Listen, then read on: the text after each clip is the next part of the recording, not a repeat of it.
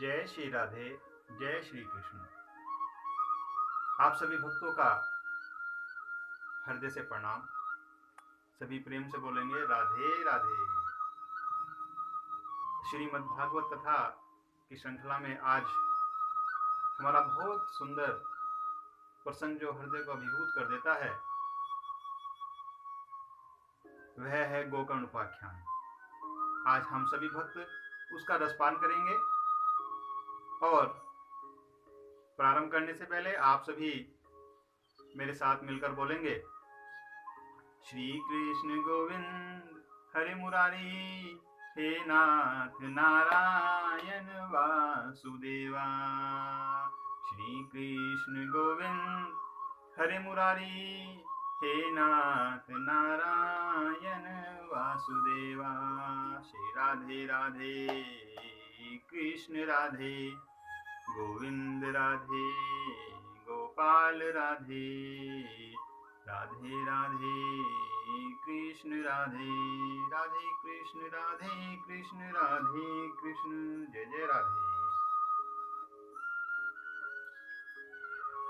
भक्तों, आपकी शक्ति अपार है और केवल भक्त की भक्ति में ही वो शक्ति है जिससे प्रभु उसके वश में रहते हैं। अन्यथा कोई शक्ति ऐसी नहीं है कि प्रभु किसी के वश में हो जाए। केवल भक्ति ही ऐसा मार्ग है जो आपको प्रभु तक पहुंचा सकता है और वह भक्ति आपकी सच्ची होनी चाहिए, निश्चल होनी चाहिए, जिसमें कोई छल ना हो, प्रेम हो, जो आपके हृदय से प्रकट होती है। तो आइए प्रारंभ करते हैं श्रीमद् भागवत कथा का हमारा गोकर्ण उपाख्यान। इससे पूर्व हमने आपको नारद जी की भक्ति से भेंट और भक्ति का दुख निवर्त उसके दोनों बेटों का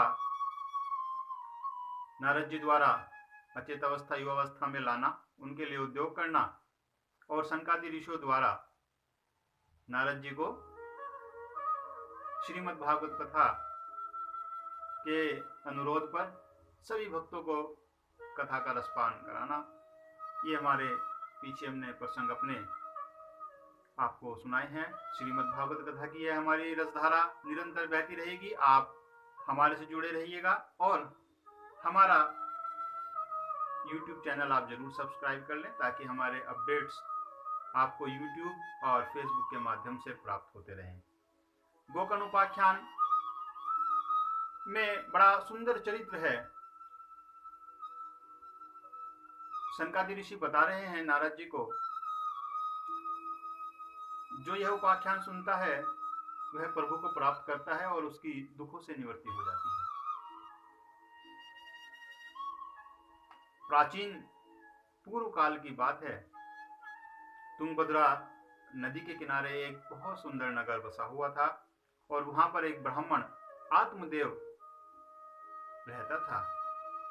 बड़ा वेदों का ज्ञाता और सुखमय जीवन अपना व्यतीत कर रहा था। सुखमय जीवन जीते जीते दोनों पति पत्नी अपने जीवन को यापन कर रहे थे। उसकी पत्नी का नाम था धुंधली। नगर में प्रतिष्ठित व्यक्ति थे, अपार धन संपदा थी, लेकिन उनके कोई संतान नहीं थी। आधी से ज्यादा उम्र बीत जाने के कारण अब वह चिंतातुर रहने लगे कि बिना संतान के जीवन ठीक नहीं है। ऐसी आत्मदेव चिंता करने लगा। वह ब्राह्मण दुखी रहने लगा और यह सोचते विचारते एक दिन उसके मन में विचार आया कि मुझे यह अपना शरीर त्याग देना चाहिए। ऐसा जीवन को धिक्कार है जिसमें संतान सुख ना हो, पुत्र ना हो, पुत्री ना हो। एक संतान का होना अति आवश्यक है। यह सोचकर वह चिंता करते करते अपने महल से निकल गया, नगर से निकल गया और वन की ओर चल दिया। चलते चलते दोपहर का समय हुआ, उसको प्यास लगने लगी। प्यास बुझाने के लिए वह एक नदी के तट पर रुका और वहां पर उसने अपनी प्यास बुझाई और चिंता में बैठ गया। तभी देखा कि एक संत मुनिजन महात्मा उस रास्ते पर आ रहे हैं।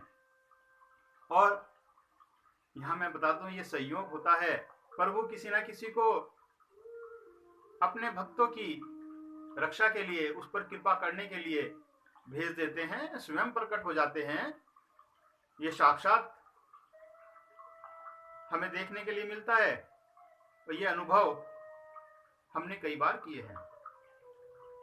जब श्रीमद् भागवत कथा हमारी चलती है तो ऐसे कई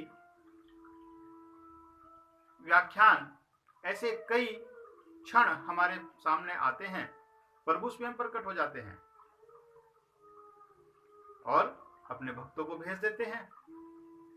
तो महात्मा वहां पहुंचते हैं, वह भी अपनी प्यास बुझाते हैं और ब्राह्मण आत्मदेव देखता है कि महात्मा ने जल पीकर अपनी प्यास बुझा ली, विश्राम में बैठ गए। तब वह उनके पास पहुंचता है और हाथ जोड़कर प्रणाम करता है, प्रभु मेरा नमन स्वीकार करें, मैं आपकी शरण में हूं। उनको प्रणाम करने के बाद महात्मा उसकी तरफ देखते हैं, उसके चेहरे और ललाट को देखकर प्रश्न करते हैं, कहो ब्राह्मण, तुम्हें क्या दुख है? तुम इतना चिंतातुर क्यों हो? ऐसी अवस्था आपकी किस कारण है? मुझे बतलाओ। वह बताता है, प्रभु मेरे पास सब कुछ है लेकिन कोई संतान नहीं है। उसके कारण मैं और मेरी पत्नी दुखी रहते हैं। वंश को चलाने वाला कोई चाहिए, राजपाट को संभालने वाला कोई चाहिए। आपसे निवेदन है, हम पर अपना आशीर्वाद बनाएं।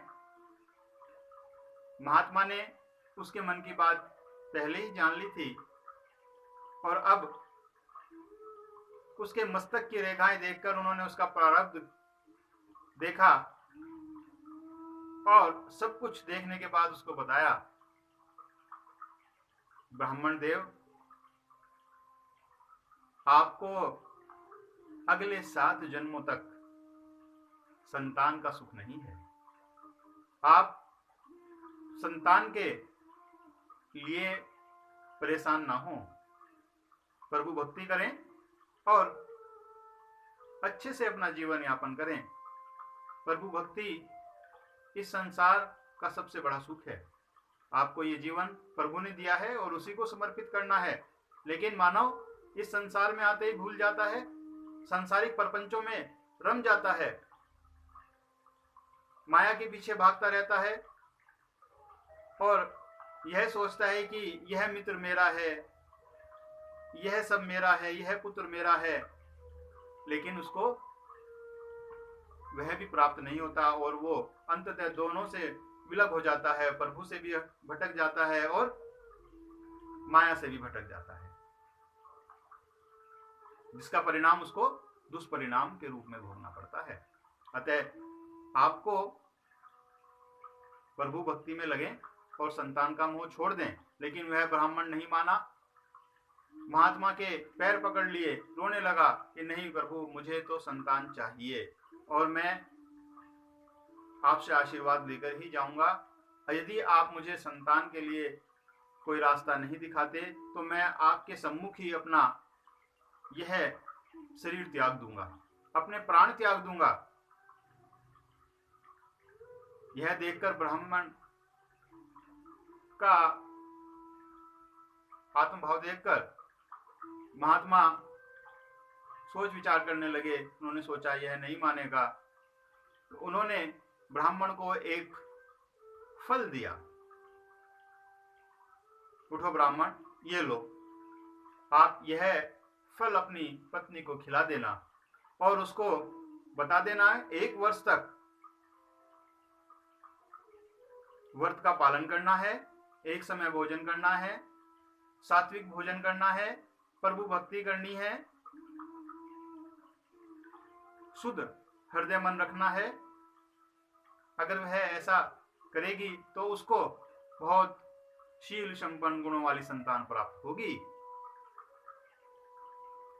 आत्मदेव बड़ा प्रसन्न हुआ और उसने महात्मा को नमस्कार किया कि ठीक है प्रभु, ऐसा ही करेंगे।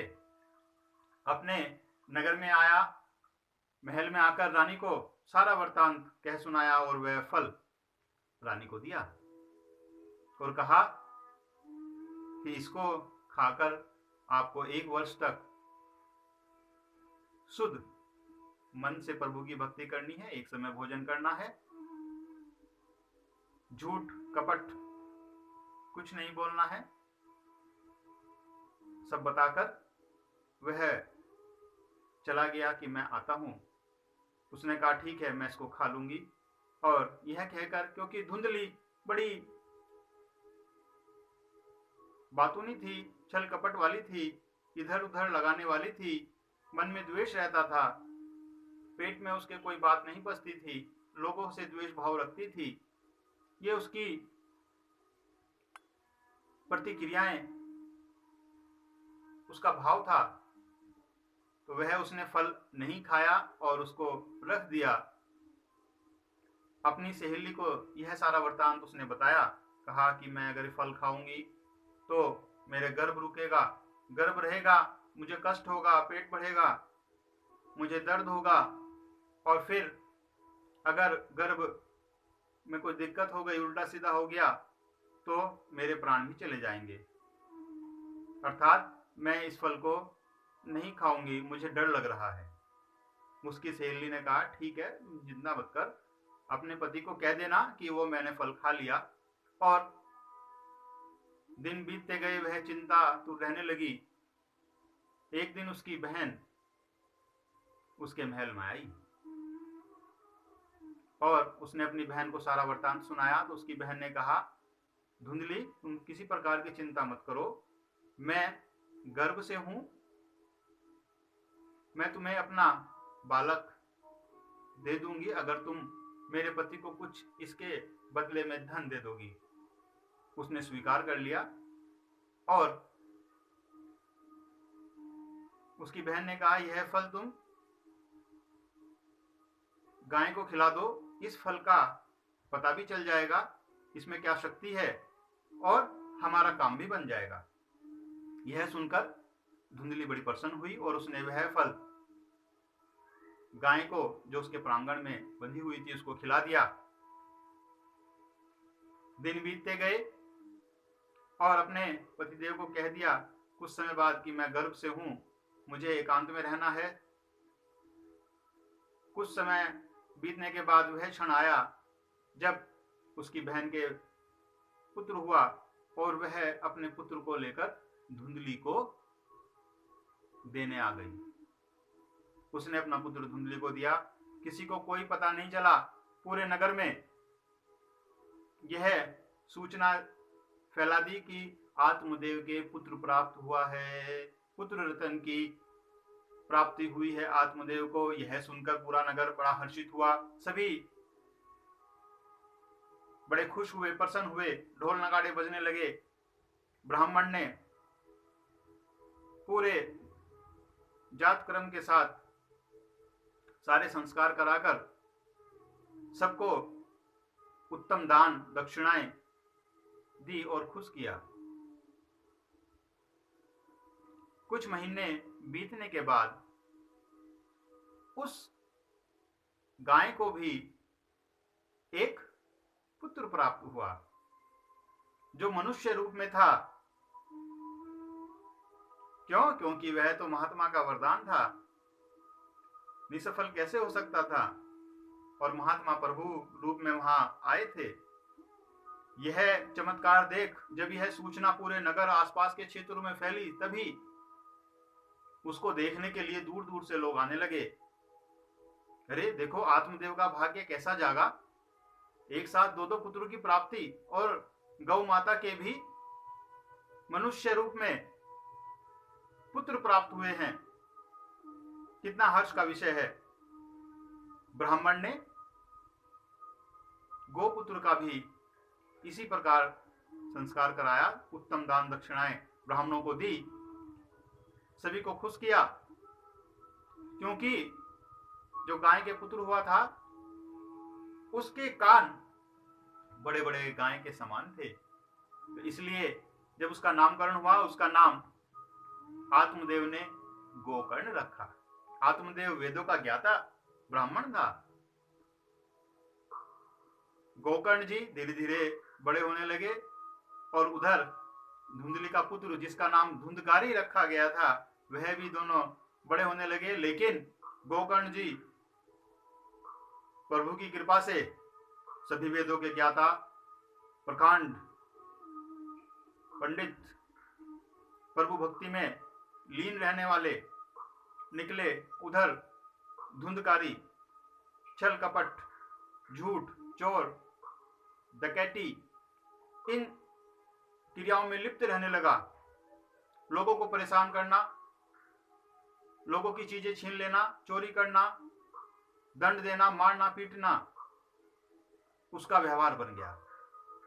यहाँ एक बात ध्यान देने योग्य है कि अगर संतान हमारी संस्कारवान है, उसे अच्छे संस्कार दिए जा रहे हैं, तो वह आपके कुल को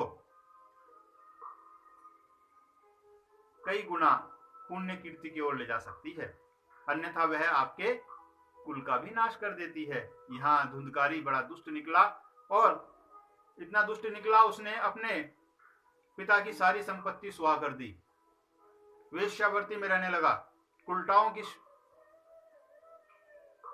संगति उसको मिल गई। यह देखकर आत्मदेव का हृदय बड़ा छलनी हुआ और उसने सोचा कि ऐसे तो बिना पुत्र के ही मैं ठीक था। आज उसको पछतावा होने लगा, लेकिन उधर धुंधली यह जानती थी कि मैंने गलत किया है। वह फल जो गाय को खिलाया था, वह बालक इतना तेजस्वी निकला, उस पर प्रभु की ऐसी कृपा हुई, चारों ओर अपना प्रताप फैलाने लगा। एक दिन धुंधकारी ने अपने माता पिता को घर से निकाल दिया और घर के सारे बर्तन भांडे जो बचे थे उनको भी बेच खाया। ऐसा था धुंधकारी।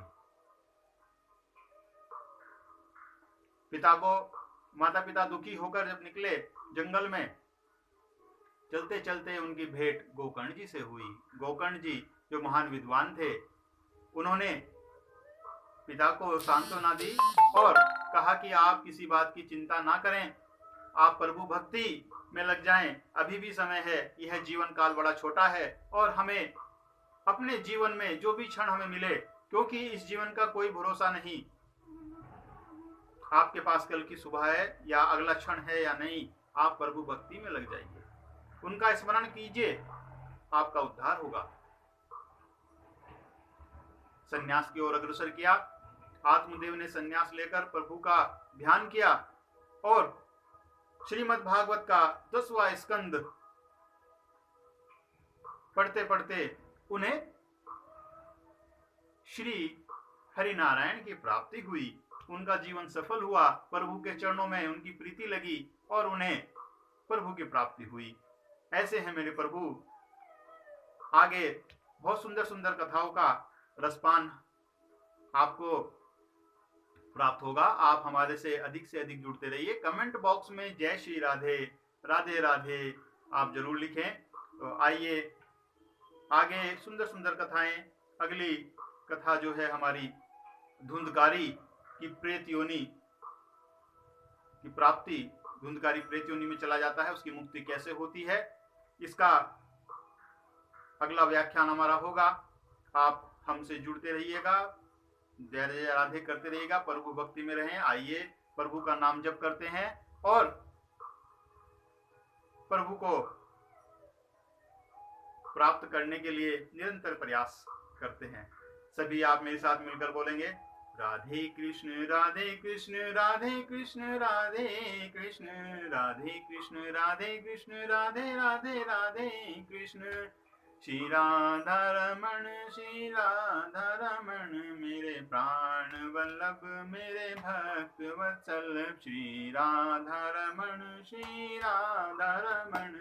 जय जय श्री राधे। बोलो बाके बिहारी लाल की जय। जय जय श्री राधे।